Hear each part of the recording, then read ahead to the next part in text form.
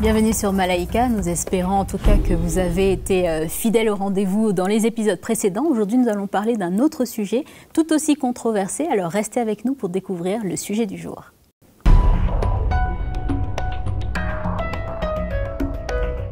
Voilà, vous le découvrez, le sujet du jour, c'est les jeux vidéo. C'est une activité ou un loisir qui peut prendre beaucoup de notre temps, voire nous obséder parfois. Est-ce que cela est un appel pour un chrétien de passer du temps dessus? Est-ce qu'on peut considérer cela comme un péché? On va essayer de poser toutes ces questions à Mama Audrey, bien sûr, qui est toujours avec nous. Merci d'être avec nous pour ce nouvel épisode. C'est une joie d'être là et d'être une super équipe de Malaika. Voilà, et nous avons bien sûr Mama Janine qui va nous donner un petit peu de feedback sur le terrain aussi. Terrain à Kinshasa, oui, Nadège. Et bien sûr Magali, quelques définitions aujourd'hui? Pas forcément, mais plus de la contextualisation, quelques faits, voilà. Très intéressant, comme d'habitude. Bah oui, toujours. Mama Audrey, aujourd'hui nous aurons pour quelques questions un peu pointues, nous aurons avec nous le médecin de Malaika, le docteur Damien Stessuk. Merci en tout cas d'être avec nous. Merci de m'avoir invité. Donc, est-ce que, docteur, vous êtes prêt pour les questions techniques? Je me prépare. Donc voilà, on parle aujourd'hui des jeux vidéo. Alors, quel impact cela peut avoir sur notre croissance spirituelle, sur notre développement? Parce que bien sûr, nous avons toujours un focus chrétien sur Malaika. Alors, on va le découvrir dans un petit moment, mais avant tout, on va passer à la rubrique de Mag. Alors voilà, Magali. Dis-nous un petit peu plus sur le contexte que tu as trouvé. Voilà, donc un petit peu de contexte, toujours, pour voir un petit peu comment ça se passe sur le continent africain, cher à notre cœur. Bien sûr. Alors en Afrique, c'est vrai que le développement des jeux vidéo a vraiment grillé l'étape de la console de salon, si prisée en Europe, par exemple. L'usage des jeux vidéo se fait à la maison avec une console, etc. Et donc en Afrique, ce sera davantage avec l'usage du smartphone, en croissance exponentielle vraiment sur le continent.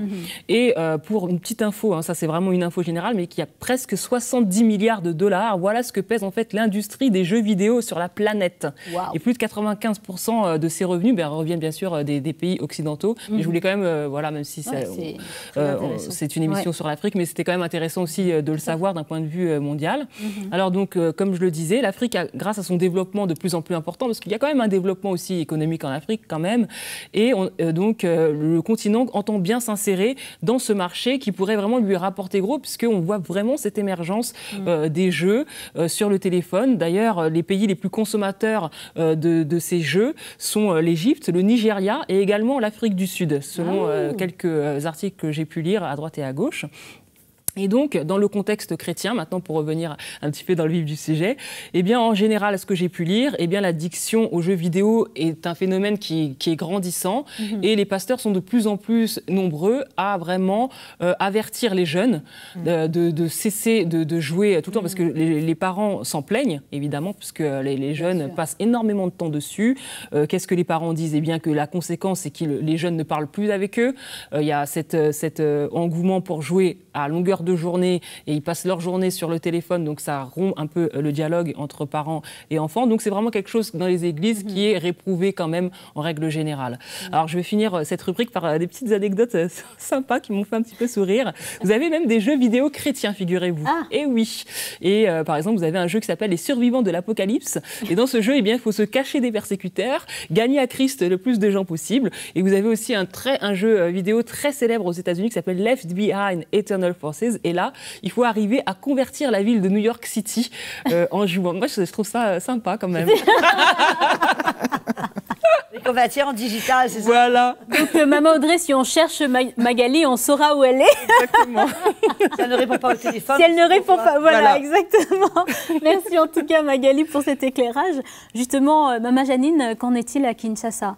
Écoute, à Kinshasa, il y a une véritable, un engouement, hein, comme tu disais, par rapport aux jeux vidéo. Les jeunes sont très, très fans. Il y a même dans les quartiers difficiles des tournois qui sont organisés dans une espèce de cyber où ils vont, moyennant un petit billet de 100 francs congolais, ils vont pouvoir participer aux jeux vidéo.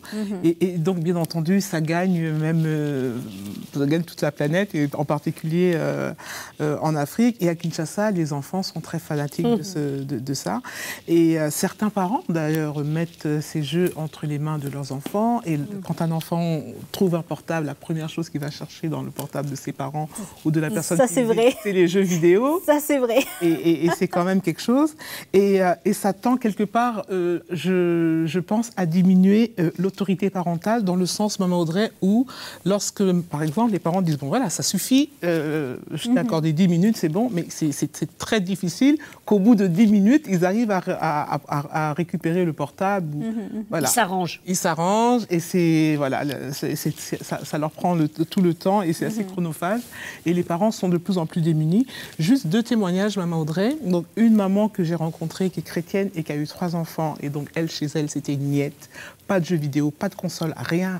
C'était des jeux de société. Ou alors à la télévision, regarder des jeux genre...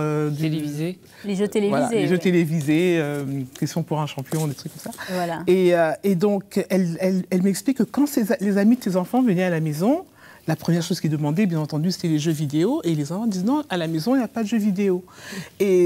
Alors, ils étaient rétro. Ils étaient réac, rétro, tout ce qu'on veut. Mais finalement, ils s'adaptaient et ils jouaient au Scrabble, ils jouaient à tous ces jeux-là et ils passaient du bon temps. Tellement mieux. Tellement mieux. À côté de ça, j'ai une autre maman qui, elle en parle, mais avec beaucoup de regrets, parce que dès que son enfant était jeune, son petit garçon, elle l'a habitué à ce genre de jeu. Et qu'est-ce qui s'est passé? C'est qu'aujourd'hui, le jeune homme a 20 ans et il n'arrive plus à se passer des jeux vidéo et ça l'a un peu isolé, quoi. Et elle donnait conseil aux femmes qui étaient là, disait attention, faisons attention à ce qu'on met entre les mains de nos enfants parce qu'à un moment donné, on ne gère plus et c'est trop tard. Avant de passer la parole au docteur par rapport... l'expert. Voilà, par rapport aux effets que les jeux vidéo peuvent avoir, et moi j'aimerais poser la question, c'est parce que par rapport aux 2 écoles de pensée, certains qui disent que les jeux vidéo c'est le diable, attention, il ne faut surtout pas donner ça aux jeunes.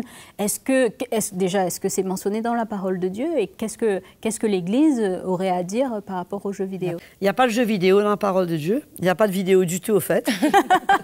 Ni de jeu. Exactement. Mais c'est sûr que je ne pense pas que le problème, ce soit le jeu. Je pense que c'est l'addiction. Si aujourd'hui on regarde, même pendant les réunions de prière, les cultes, on regarde le nombre de jeunes qui n'ont absolument rien à faire à écouter l'Évangile, et ils sont sur leur téléphone, et ils jouent le jeu vidéo pendant les réunions de prière, parce qu'ils sont tout simplement accros. C'est venu leur vie. Il n'y a plus personne qui compte pour eux. Ils se suffisent à eux-mêmes avec leur petit poste, avec leur petit téléphone. Et avec ça, ils trouvent leur satisfaction, ils trouvent leur épanouissement, s'ils veulent l'appeler comme ça. Mais ça devient... ils ne peuvent pas s'en défaire. Bien sûr. Ils ne peuvent pas s'en défaire. Et c'est absolument dramatique. Puisque c'est tellement dangereux. Puisque quand on est connecté sur Internet et qu'on a accès à ces jeux vidéo, il y a n'importe quoi qui vient. Et finalement, on ne peut plus se passer de ce téléphone parce que c'est ce téléphone qui contient notre jeu vidéo. Bien sûr. Et on se fait des challenges à soi-même. On a des challenges à rencontrer, des coupes qu'on gagne, argent, or, platinum, diamant, ou je sais trop quoi. Et après, le prochain défi, tel niveau. Mais ça ne finit plus. C'est carrément fait pour nous rendre esclaves. Justement, ça m'emmène à la prochaine question pour le docteur. Est-ce que si je joue à un jeu vidéo lambda, on ne va pas citer de nom, est-ce que cela va forcément entraîner une addiction, docteur? Alors non. Un jeu vidéo n'est pas forcément addictogène et c'est seulement la réponse qu'a le joueur qui va au fait devenir accro. Ça veut dire qu'on est tous des accros en puissance, d'accord, mais on ne va pas tous tendre vers une toxicomanie. Ok, donc on n'est pas tous activés par... Non, et c'est justement par rapport à la structure de notre cerveau qui va, on va dire, répondre à un certain stimulus. Et notamment dans les jeux vidéo, quand on gagne un niveau, eh ben, ça va activer notre circuit de la récompense dans notre cerveau. C'est un petit peu comme quand on mange un bon plat, eh ben, ça nous fait plaisir, on est content. D'accord ? Et donc, on va redemander ce même plat qui nous a fait plaisir. C'est pareil avec le jeu vidéo. On a fait une action qui nous a fait plaisir. Ça va activer certaines hormones comme la dopamine dans notre cerveau.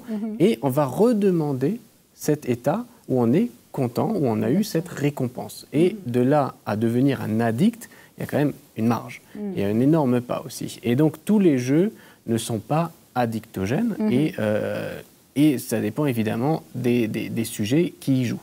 Par exemple, c'est vrai que dans les jeux vidéo, on a toujours cette stimulation de gagner un peu plus, de gagner certains niveaux. Alors, il y a des jeux vidéo, effectivement, qui vont, ce qu'on appelle les MMORPG, donc les jeux en ligne massivement multijoueurs, qui sont des jeux de rôle, où votre communauté même va être dans le jeu.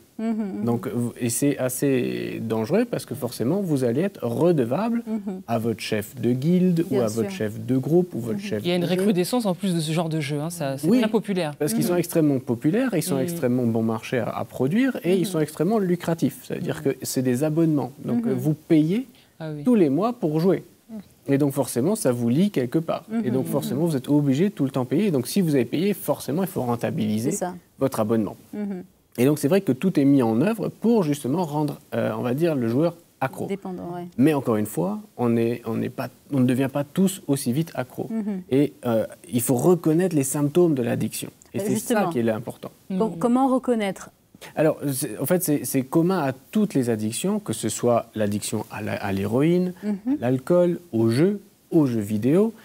En fait, c'est si vous avez besoin de jouer, et de jouer de plus en plus pour atteindre le même plaisir. Et ça s'appelle, on va dire, l'accoutumance. Ça veut dire qu'il faut augmenter la dose. Il faut reconnaître les symptômes de manque. Ça veut dire quand vous ne jouez pas, comment est-ce que vous vous sentez? Est-ce que vous vous sentez angoissé? Est-ce que vous sentez vous manque quelque chose?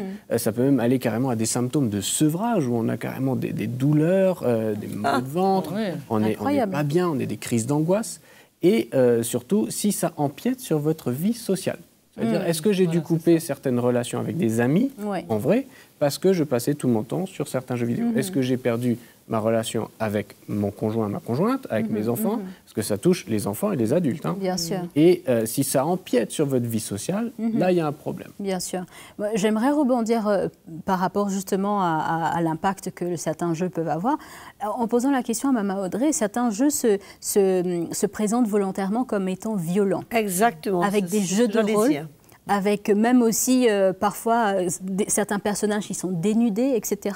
Quel impact cela peut avoir sur la vie spirituelle de la personne qui... Ça ne peut pas aider, c'est sûr, et c'est très dangereux, puisque, premièrement, ça suscite chez le jeune de la violence, ça suscite des attitudes où il faut se défendre, où il faut qu'il soit plus fort, où il faut qu'il...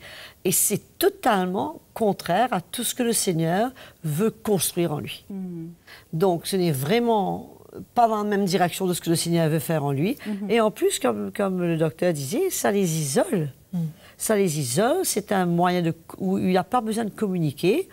Et ça les dérange si on leur parle, puisqu'ils n'ont pas besoin. Ils sont devenus autosuffisants avec le petit jeu là, et ils n'ont plus besoin de rien d'autre. Ça coupe leur communication, ça les isole. Je crois que ça a certainement un effet sur eux par rapport à leur étude scolaire, puisque si ce manque arrive, l'idée de jouer... quand ils sont en classe, ça ne va pas trop les aider à se concentrer sur leurs études. Et donc, une envie, c'est d'en finir pour pouvoir retrouver des petits jeux. Et finalement, écoute, moi, je crois que ces jeux-là sont faits. Son design ont été étudiés pour rendre les gens accros. Puisque ça nous emmène dans une compétition, dans un suivi, dans une continuité, où on te relie, on te donne ton score du mois. Franchement, c'est fait pour rendre les gens accros, et je crois que ça réussit. Justement, certains ont relevé une connexion un peu spirituelle avec des activités démoniaques et certains jeux vidéo. Qu'est-ce qu'on pourrait dire justement par rapport à ça? Mais écoute, on peut s'ouvrir. C'est sûr que quand on est sur un jeu où il y a de la violence, où il y a de la haine, où il y a des monstres aussi. Hein? Il y a des personnages qui ressemblent très près à des démons. C'est effrayant. C'est absolument effrayant de voir les images qu'on voit. Ben, probablement, ça ne peut qu'influencer sur le sommeil, sur la peur, et se prédisposer à des activités, justement, à des attaques de l'ennemi, dans leur pensée. C'est certain, il n'y a pas de doute. Et tout ça, le but de tout ça, c'est ça. Hein? Et sans même arriver jusque-là, on voit, Maman Audrey, dans les églises, tu parlais tout à l'heure de jeunes qui sont pendant la prédication sur leurs jeux vidéo. On voit pendant les moments où justement il faut louer, adorer le Seigneur, ils sont complètement affables. Passifs. Ils sont passifs, ils sont pas du tout dedans. Et ça, le docteur pourra nous l'expliquer peut-être, c'est peut-être une des conséquences de cette stimulation des jeux vidéo. Exactement. Et en fait, c'est la vie virtuelle est toujours, on va dire, plus colorée que notre vie réelle. Parce qu'en gros, pour passer d'un niveau 1 à un niveau 10, et on va prendre quelques minutes ou quelques heures.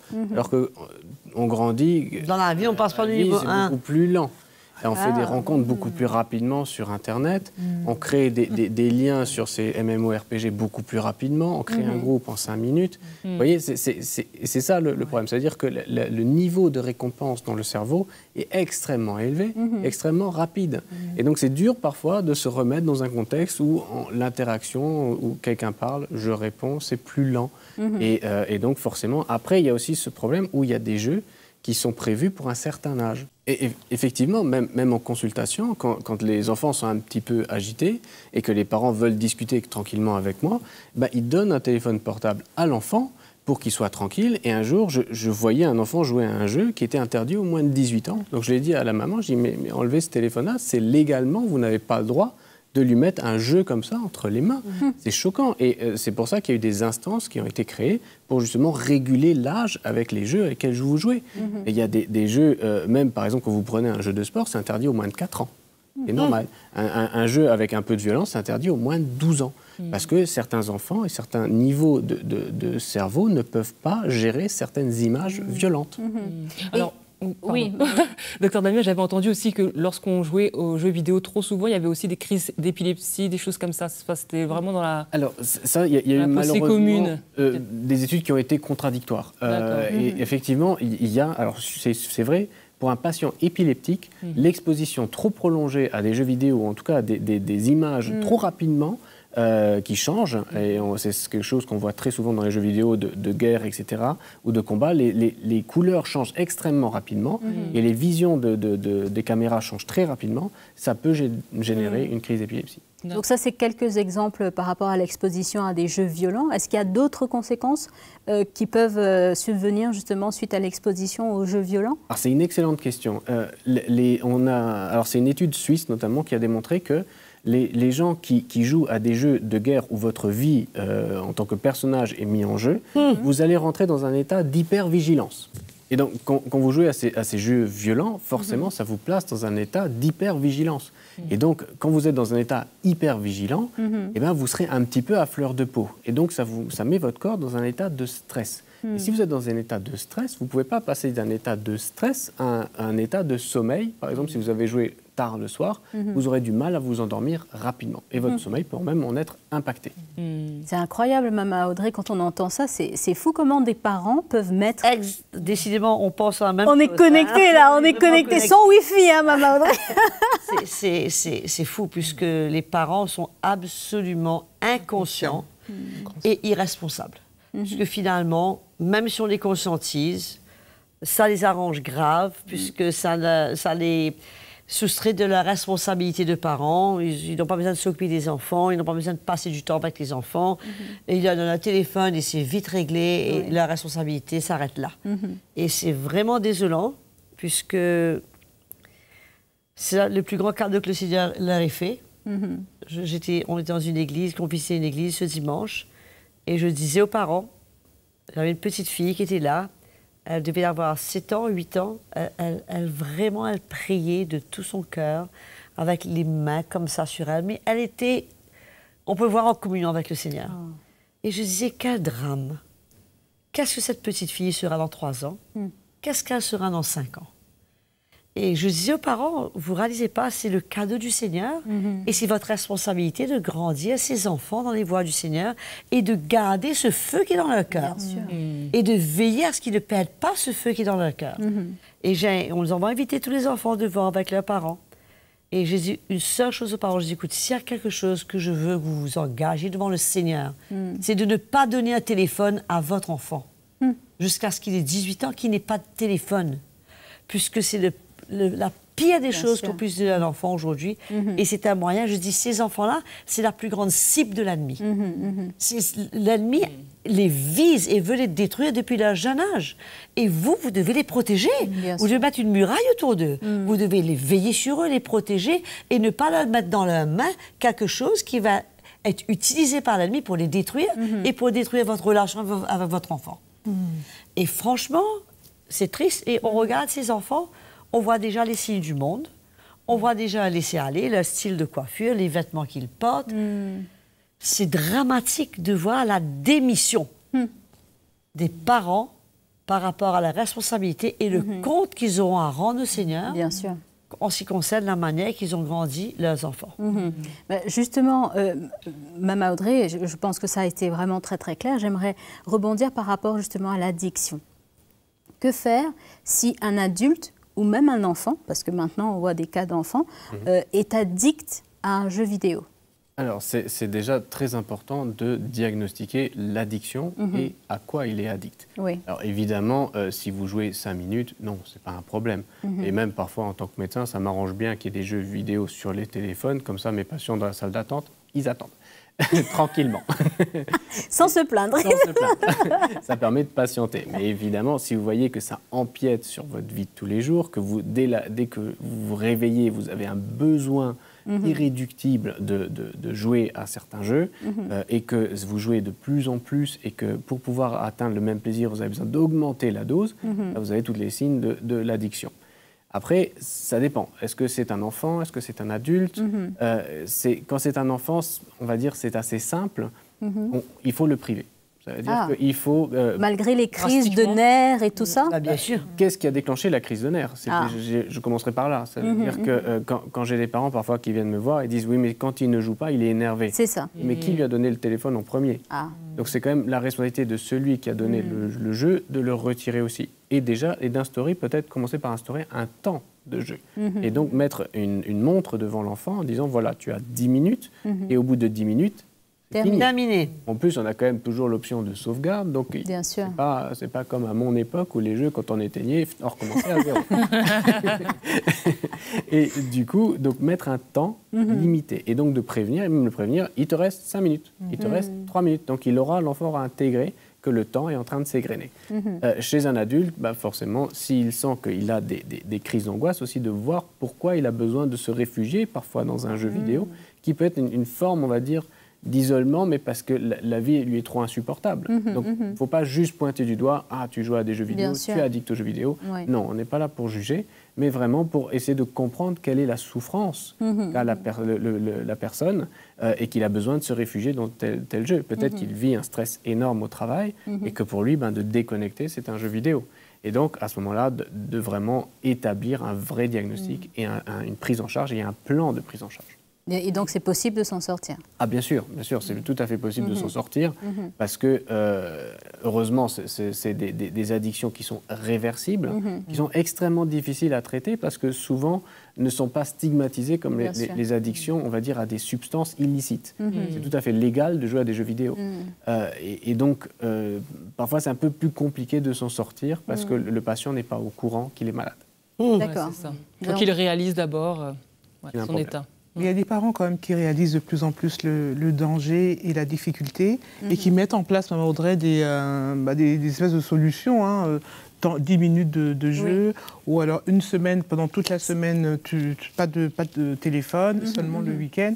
Donc on voit aussi qu'il y a une certaine volonté de la part des parents d'essayer de trouver quand même des débuts de solutions vis-à-vis de ce drame, quoi. Juste pour continuer par rapport à notre débat et surtout la possibilité d'ouvrir des portes spirituelles dont on parlait tout à l'heure, si ça a été le cas, que doit faire la personne qui a été en contact justement avec ce milieu spirituel? Je pense, premièrement, c'est de prendre conscience de cette situation, d'être honnête et d'accepter le fait. Parce que très souvent, quand on essaie de dire à quelqu'un, mais tu sais, tu es vraiment accro, hein? Ils vont dire, mais non, pas du tout, je joue ça 10 minutes par jour.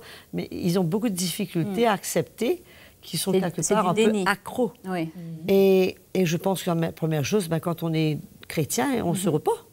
Première chose, on dit, Seigneur, je réalise que je me suis laissé aller, j'ai été pris au piège, et aujourd'hui, je suis dépendant de ce truc, et pardonne-moi et libère-moi. Et de crier au Seigneur pour une libération partagée, chercher de l'aide. Mais je reviens à ce que Janine a dit tout à l'heure, maman Janine, c'est tellement mieux, une maison avec du Scrabble, des jeux de cartes, où on peut jouer en communiquant, plutôt que de jouer sur ces fichus de téléphone. Enfin, maintenant, il y a le Scrabble sur le téléphone. Hein. Oui, non, je veux parler des jeux comme de cette sœur qui avait chez elle, pas de téléphone, des jeux de société, où ça rétablit la communication dans la famille, l'atmosphère dans la maison, alors que l'autre détruit tout. C'est ça. Il n'y a plus rien qui reste. Aujourd'hui, en plus, il n'y a même pas le son est dans les oreilles. Bien sûr. Et se détruisent les tympans, en plus, en prime. En prime, ils se détruisent les tympans. Je reviendrai pour une autre émission. Ils détruisent les tympans en prime. Non, je pense que c'est vraiment dramatique. Et il faudrait que les chrétiens, les parents chrétiens se ressaisissent et qu'ils réalisent que leurs enfants, ils sont appelés à autre chose. Je me souviens très bien d'un enfant qui passait par des moments très difficiles. Les parents n'avaient pas d'argent et ils lui donnaient de l'eau pour aller à l'école.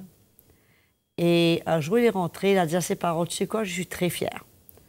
C'est un enfant de 6 ans ou de 7 ans. Ses parents disent pourquoi? Ils disent, tu vois, moi je bois de l'eau, c'est réservé pour moi ça. C'est parce que je suis un enfant du Seigneur que j'ai droit à ça et que je peux apprécier cela. Il était fier que lui, il passait par là. Nos enfants n'ont pas besoin de s'identifier avec les autres enfants du monde, avec leur téléphone et leur jeu, même s'ils paraissent ignorants, qu'ils soient ainsi. S'ils paraissent retardés, rétro, c'est pas grave. Mais nos enfants, ils sont différents du reste des enfants du monde et ils sont appelés à vivre autre chose que ce que les enfants du monde vivent. Et que les parents prennent conscience. Et s'il faut reprendre le téléphone, moi je me souviens quand mes enfants avaient le petit, on appelait ça le tchouk-tchouk, la tétine. Les tétines. Voilà. À un moment donné, quand tu veux retirer ça et jeter, c'est dramatique. L'enfant n'accepte pas, il le cherche partout. Mais c'est pareil. À un moment donné, il faut jeter ce truc. À un moment donné, il faut se débarrasser du téléphone. Il faut retrouver une vie de famille. Il faut retrouver l'essentiel et réaliser que le Seigneur a autre chose pour les enfants que ces maudits jeux. Bien sûr. Et ce sera notre mot de la fin parce que je suis arrivée à court de temps. Merci en tout cas, Mama Audrey. Merci beaucoup, Mama Janine et bien sûr, Dr Damien d'avoir fait le déplacement pour tout cet éclairage. Je suis sûre que beaucoup ont été encouragés. Et bien sûr, Magali. Merci. Et je vous dis à très très bientôt pour un autre thème qui, je suis sûre, va vous surprendre. Alors, restez à l'écoute. Salut à tous, merci en tout cas d'être là. Si vous avez été encouragé par cette vidéo, si vous avez été édifié par le programme Malaika, c'est très simple, APA. Aimez la vidéo, partagez-la autour de vous et bien sûr abonnez-vous, c'est le petit bouton rouge en dessous de votre écran pour être les premiers informés des prochaines parutions Malaika.